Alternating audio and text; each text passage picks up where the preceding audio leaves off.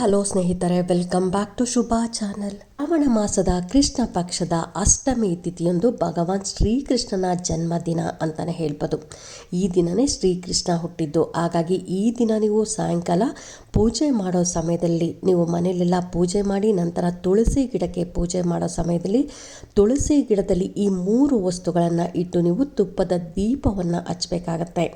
ಇನ್ನು ತುಪ್ಪದ ದೀಪ ಹಚ್ಚೋ ಸಮಯದಲ್ಲೂ ದೀಪದಲ್ಲಿ ಈ ಒಂದು ವಸ್ತುವನ್ನು ಹಾಕಿ ನೀವು ಶ್ರೀಕೃಷ್ಣನ ನಾಮವನ್ನು ಅಂದರೆ ಈ ಮಂತ್ರವನ್ನು ಹೇಳ್ಕೊಬೇಕಾಗತ್ತೆ. ನಂತರ ಪ್ರಸಾದವಾಗಿ ಈ 3 ವಸ್ತುಗಳನ್ನು ಇಡಬೇಕಾಗತ್ತೆ.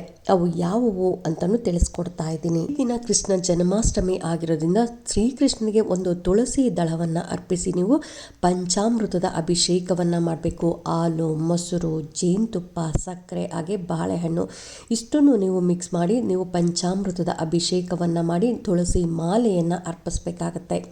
ಇನ್ನು ಪ್ರಸಾದ ಅಂತ ಬಂದರೆ ಬೆಣ್ಣೆ ಹಾಗೆಯೇ ತುಳಸಿ ನೀರು ಅಂತಂದರೆ ನೀವು ಒಂದು ಲೋಟದಲ್ಲಿ ನೀವು ಶುದ್ಧವಾದ ನೀರನ್ನು ತಗೊಂಡು ಅದರಲ್ಲಿ ತುಳಸಿ ದಳವನ್ನು ಹಾಕಿ ನೀವು ಶ್ರೀಕೃಷ್ಣನಿಗೆ ಅರ್ಪಣೆ ಮಾಡಬೇಕಾಗತ್ತೆ. ಸ್ಥಾನದಲ್ಲಿ ನಾವು ತೀರ್ಥ ತಗೊಂಡ್ರೆ ತೀರ್ಥದಲ್ಲೂ ಕೂಡ ನಿಮಗೆ ಪಚ್ಚಕರ್ಪೂರ ಹಾಗೆಯೇ ತುಳಸಿ ದಳವನ್ನು ಹಾಕಿರ್ತಾರೆ. ಅವಲಕ್ಕಿ ಕೂಡ ಶ್ರೀಕೃಷ್ಣನಿಗೆ ತುಂಬಾ ಪ್ರಿಯವಾದುದು. ಹಾಗಾಗಿ ಅವಲಕ್ಕಿಯನ್ನು ಈ 3 ವಸ್ತುಗಳನ್ನು ನೀವು ಶ್ರೀಕೃಷ್ಣನಿಗೆ ಅರ್ಪಣೆ ಮಾಡಲೇಬೇಕಾಗತ್ತೆ ಸ್ನೇಹಿತರೆ.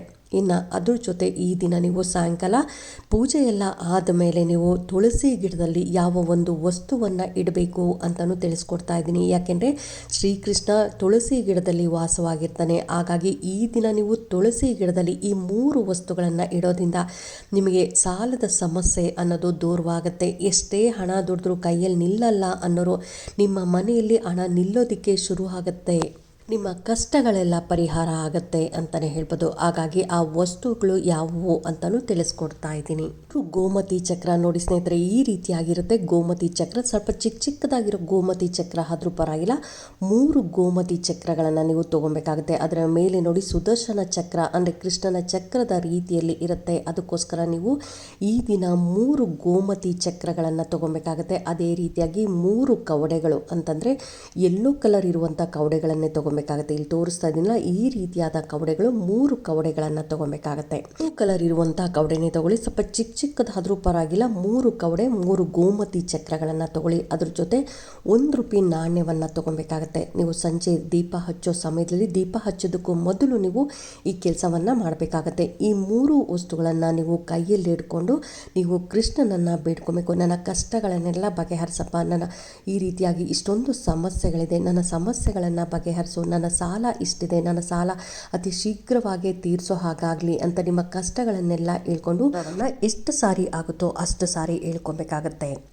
ಓಂ ಕ್ಲೀಂ ಕೃಷ್ಣಾಯ ನಮಃ, ಓಂ ಕ್ಲೀಂ ಕೃಷ್ಣಾಯ ನಮಃ ಅಂತ ಹೇಳ್ಕೊಳ್ಳೋದಾಗಲಿ ಅಥವಾ ಓಂ ನಮೋ ಭಗವತೆ ವಾಸುದೇವಾಯ ನಮಃ ಅಂತ ಹೇಳ್ಕೊಳ್ಳೋದಾಗಲಿ. ಈ 2 ಮಂತ್ರಗಳಲ್ಲಿ ಯಾವ ಮಂತ್ರ ಆಗುತ್ತೋ ಆ ಮಂತ್ರನ ಆದಷ್ಟು ನೀವು 108 ಸಾರಿ ಹೇಳ್ಕೊಂಡ್ರೆ ತುಂಬಾ ಒಳ್ಳೆಯದು.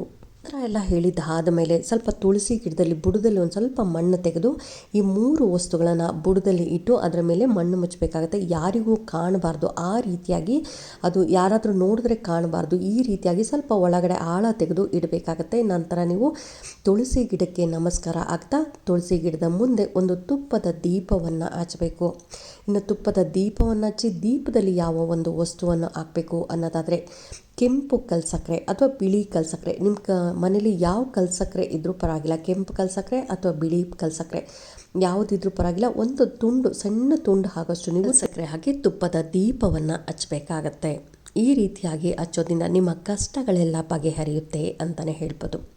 ಇನ್ನು ಈ ದಿನ ಆದಷ್ಟು ನೀವು ಯಾರಿಗಾದರೂ ದಾನ ಕೊಟ್ಟರೆ ತುಂಬಾ ಒಳ್ಳೆಯದು ಸ್ನೇಹಿತರೆ. ನಿಮ್ಮ ಕೈಲಿ ಎಷ್ಟಾಗುತ್ತೋ ಅಷ್ಟು ಈ ದಿನ ದಾನ ಕೊಡೋದಾಗಲಿ ಅಥವಾ ಹಸುಗಳಿಗೆ ಮೇವನ್ನು ತಿನ್ನಿಸೋದಾಗಲಿ ಅಥವಾ ರೊಟ್ಟಿಯನ್ನು ತಿನ್ನಿಸೋದು ಕೂಡ ತುಂಬಾ ಒಳ್ಳೆಯದು. ಇನ್ನು ತುಳಸಿ ಗಿಡದಲ್ಲಿರುವಂಥ ವಸ್ತುಗಳು ಯಾವ ಟೈಮಲ್ಲಿ ತೆಗಿಬೇಕು ಅನ್ನೋದಾದರೆ ತೆಗೆಯೋದು ಬೇಡ ಸ್ನೇಹಿತರೆ. ತುಳಸಿ ಗಿಡದಲ್ಲೇ ಇರಲಿ. ನೀವು ಪ್ರತಿ ಶುಕ್ರವಾರನೂ ತುಳಸಿ ಗಿಡಕ್ಕೆ ನೀರು ಹಾಕೋ ಸಮಯದಲ್ಲಿ ಆ ನೀರಲ್ಲಿ 1 ಸ್ಪೂನ್ ಆಗೋಷ್ಟು ನೀವು ಹಾಲನ್ನು ಮಿಕ್ಸ್ ಮಾಡಿ ತುಳಸಿ ಗಿಡಕ್ಕೆ ಅರ್ಪಣೆ ಮಾಡಬೇಕಾಗತ್ತೆ. ಯಾವಾಗಲೂ ನಾವು ತುಳಸಿ ಗಿಡಕ್ಕೆ ನೀರನ್ನು ಹಾಕೋದು ತಾಮ್ರದ ತಂಬಿಗೆಯಲ್ಲಿ ನಾವು ನೀರನ್ನು ಹಾಕಬೇಕಾಗತ್ತೆ. ನೀರು ಹಾಕೋ ಸಮಯದಲ್ಲಿ 1 ಸ್ಪೂನ್ ಆಗೋಷ್ಟು ನೀವು ಹಾಲನ್ನು ಮಿಕ್ಸ್ ಮಾಡಿ ಶುಕ್ರವಾರ ಈ ರೀತಿಯಾಗಿ ನೀವು ನೀರನ್ನು ಅರ್ಪಣೆ ಮಾಡಬೇಕಾಗತ್ತೆ. ಪ್ರತಿದಿನ ನಾವು ಬಿಸ್ನೆಸ್ ಮಾಡೋರಾದರೆ ಹೊರಗಡೆ ಹೋಗ್ತೀರಿ, ಇನ್ನು ಕೆಲಸಕ್ಕೆ ಹೋಗೋರಾದರೆ ಹೊರಗಡೆ ಹೋಗ್ತಿರ್ತೀರಲ್ಲ, ಆ ಸಮಯದಲ್ಲಿ ತುಳಸಿ ಗಿಡದ ಆ ಬುಡದಲ್ಲಿರುವಂಥ ಮಣ್ಣನ್ನು ನೀವು ಹಣೆಗೆ ತಿಲಕವಾಗಿ ಇಟ್ಕೊಂಡು ಹೋಗ್ಬೇಕಾಗತ್ತೆ. ಈ ರೀತಿಯಾಗಿ ಇಟ್ಕೊಂಡೋದ್ರೆ ನಿಮ್ಮ ಕೆಲಸದಲ್ಲಿ ಪ್ರಗತಿ ಅನ್ನೋದು ಕಾಣ್ತೀರಾ, ಬಿಸ್ನೆಸ್ ಚೆನ್ನಾಗಾಗೋದಕ್ಕೆ ಶುರು ಆಗುತ್ತೆ. ಮನೆಯಿಂದ ಯಾವುದಾದ್ರೂ ಒಂದು ಶುಭ ಕಾರ್ಯಕ್ಕೆ ಹೊರಗಡೆ ಹೋಗ್ತೀರಾ ಅಂದರೆ ಈಗ ಮದುವೆ ಮಾತುಕತೆ ಮಾಡೋದಕ್ಕಾಗಲಿ, ಅಥವಾ ಯಾವುದೋ ಒಂದು ಜಮೀನು ರಿಜಿಸ್ಟ್ರಿಗಾಗಲಿ, ಅಥವಾ ಯಾವುದೋ ಒಂದು ಜಮೀನು ನೋಡೋಕ್ಕೆ ಹೋಗ್ತಿದ್ದೀರಾ, ಯಾವುದೇ ಒಂದು ಶುಭ ಕಾರ್ಯಕ್ಕೆ ಹೋಗ್ಬೇಕಂದ್ರೂ ಆ ತುಳಸಿ ಗಿಡದ ಬುಡದಲ್ಲಿರುವಂಥ ಮಣ್ಣನ್ನು ತೊಗೊಂಡು ನೀವು ತಿಲಕವಾಗಿ ಇಟ್ಕೊಂಡು ಹೋಗೋದ್ರಿಂದ ನೀವು ಯಾವುದೇ ಒಂದು ಕೆಲಸಕ್ಕೆ ಹೋದರೂ ಆ ಕೆಲಸದಲ್ಲಿ ಜಯ ಅನ್ನೋದು, ಪ್ರಗತಿ ಅನ್ನೋದು ಕಾಣ್ತೀರಾ ಅಂತ. ಅಂದರೆ ಯಾರಿಗಾದರೂ ಕೆಲಸ ಇಲ್ಲ ಅಂದರೆ ಕೆಲಸ ಹುಡುಕ್ತಾ ಇದ್ದರೆ ಒಳ್ಳೆಯ ಕೆಲಸ ಸಿಗುತ್ತೆ. ಇನ್ನು ಬಿಸ್ನೆಸ್ ಮಾಡ್ತಾ ಇದ್ರಿ ಅಂದರೂ ಅಷ್ಟೇ ಬಿಸ್ನೆಸ್ಸಲ್ಲಿ ಒಳ್ಳೆಯದಾಗತ್ತೆ ಅಂತಲೇ ಹೇಳ್ಬೋದು. ಹಾಗಾಗಿ ಇಲ್ಲ ಫಾರ್ಮರ್ಸ್ ಆಗಿರ್ತೀರ, ನಿಮಗೆ ಹೆಚ್ಚು ಹಣ ಬರುವಂಥದ್ದು ಆಗುತ್ತೆ ಸ್ನೇಹಿತರೆ. ಅದಕ್ಕೋಸ್ಕರ ಯಾವುದೇ ನಿಮಗೆ ತುಳಸಿ ಗಿಡದಲ್ಲೇನಾದರೂ ಗರಿಕೆ ಬಂತು ಅಂದರೆ ಇದು ಶುಭ ಸೂಚನೆ ಅಂತ. ಹಾಗಾಗಿ ನಿಮಗೆ ತುಂಬಾ ಒಳ್ಳೆಯದಾಗತ್ತೆ. ಯಾರಿಗೆಲ್ಲ ಸಂತಾನ ಭಾಗ್ಯದ ಸಮಸ್ಯೆ ಇರುತ್ತೆ ಅಥವಾ ಮದುವೆ ವಿಳಂಬ ಆಗ್ತದೆ ಅಂಥವರೆಲ್ಲ ಈ ದಿನ ಶ್ರೀಕೃಷ್ಣನಿಗೆ ಬೆಣ್ಣೆಯನ್ನು ಇಡೋದಾಗಲಿ ಅಥವಾ ಬೆಣ್ಣೆಯನ್ನು ಅಲಂಕಾರ ಮಾಡಿಸೋದಾಗಲಿ ಈ ರೀತಿ ಕೂಡ ಮಾಡ್ಬೋದು. ಇನ್ನು ದೇವಸ್ಥಾನಕ್ಕೆ ನಿಮ್ಮ ಕೈಲಿ ಎಷ್ಟಾಗುತ್ತೋ ಅಷ್ಟು ಬೆಣ್ಣೆಯನ್ನು ಕೊಡೋದಾಗಲಿ ಅಥವಾ ಚಿಕ್ಕ ಮಕ್ಕಳಿಗೆ ಬೆಣ್ಣೆಯನ್ನು ಹಂಚೋದು ಕೂಡ ತುಂಬಾ ಒಳ್ಳೆಯದು. ಈ ದಿನ ಕೃಷ್ಣ ಜನ್ಮಾಷ್ಟಮಿ ಆಗಿರೋದ್ರಿಂದ ಆದಷ್ಟು ನೀವು ಈ ದಿನ ದೇವಸ್ಥಾನಕ್ಕೆ ಹೋಗೋದಾಗಲಿ ಅಥವಾ ಮನೆಯಲ್ಲಿ ಶ್ರೀಕೃಷ್ಣನ ಪೂಜೆಯನ್ನು ಮಾಡೋದು, ಹೆಜ್ಜೆಗಳನ್ನು ಬಿಡಿಸೋದು ಇದು ಕೂಡ ತುಂಬಾ ಒಳ್ಳೆಯದು. ತುಳಸಿ ಗಿಡಕ್ಕೆ ನೀವು ಪ್ರತಿದಿನವೂ ಪೂಜೆ ಮಾಡಬೇಕಾಗುತ್ತೆ. ಬೆಳಗ್ಗೆ ಸಾಯಂಕಾಲ 2 ಟೈಮು ಪೂಜೆ ಮಾಡಬೇಕು. ಅಕಸ್ಮಾತ್ ಆಗಲಿಲ್ಲ ಅಂದರೆ ನೀವು ಬೆಳಗ್ಗೆ ಕೆಲಸಕ್ಕೆ ಹೋಗೋ ಅರ್ಜೆಂಟ್ ಇರುತ್ತೆ, ಆಗಲ್ಲ ಅನ್ನೋರು ಸಾಯಂಕಾಲ ಆದರೂ ನೀವು ತುಳಸಿ ಗಿಡಕ್ಕೆ ಒಂದು ನೀರನ್ನು ಅರ್ಪಣೆ ಮಾಡಿ ನೀವು ಅದರ ಮುಂದೆ ಒಂದು ತುಪ್ಪದ ದೀಪ ಅಥವಾ ಎಣ್ಣೆ ದೀಪವನ್ನು ಹಚ್ಚಲೇಬೇಕಾಗತ್ತೆ ಸ್ನೇಹಿತರೆ. ತುಳಸಿ ಗಿಡ ಎಷ್ಟು ಚೆನ್ನಾಗಿರುತ್ತೆ ನೋಡಿ, ನಿಮ್ಮ ಮನೆಯೂ ಅಷ್ಟೇ ಚೆನ್ನಾಗಿರುತ್ತೆ. ತುಳಸಿ ಗಿಡ ಸ್ವಲ್ಪ ಬಾಡ್ತಾ ಇದೆ ಅಥವಾ ಒಣಗಿದೆ ಅಂದರೆ ನಿಮ್ಮ ಮನೆಗೆ ಏನೋ ಒಂದು ಕೆಟ್ಟದ್ದು ನಡೆಯುತ್ತೆ ಅಂತ. ಅದಕ್ಕೋಸ್ಕರ ಯಾವಾಗಲೂ ತುಳಸಿ ಗಿಡವನ್ನು ಯಾವಾಗಲೂ ಚೆನ್ನಾಗಿ ಇಟ್ಕೊಂಡಿರಬೇಕು. ಹಾಗೆಯೇ ಏಕಾದಶಿಯ ದಿನದಂದು ತುಳಸಿ ಗಿಡಕ್ಕೆ ಯಾವುದೇ ಕಾರಣಕ್ಕೂ ನೀರನ್ನು ಹಾಕಬಾರ್ದು.